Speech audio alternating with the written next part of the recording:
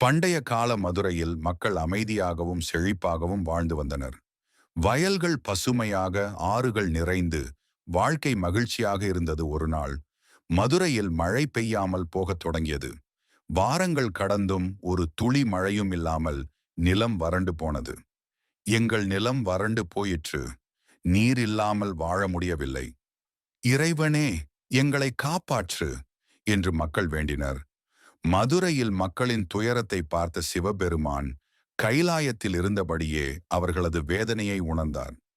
மக்களின் நம்பிக்கையை பரிசோதிக்கவும் அவர்களுக்கு அருள் வழங்கவும் சிவபெருமான் ஒரு தீர்மானம் எடுத்தார்.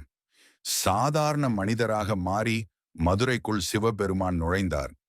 அவர்கள் சிவபெருமானை உணராமல் அந்த மனிதரிடம் தங்கள் பிரச்சனையை சொல்லினர். சிவபெருமான் அவர்களிடம் சொன்னார், உங்கள் நம்பிக்கை வலிமையானதா என்பதை எனக்கு காட்டுங்கள். நீங்கள் உண்மையாக நம்பினால் மழை பொழியும்.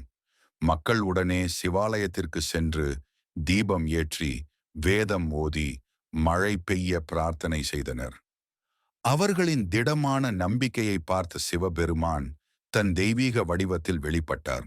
அவர் தன் தாமரை கண்களால் வானத்தை நோக்கி ஒரு திருஞான சிந்தனையை செலுத்தினார். வானம் கருமேகத்தால் மூடப்பட்டது. மின்னல்கள் பாய்ந்தன. மழை பெருவெள்ளமாக பெய்தது.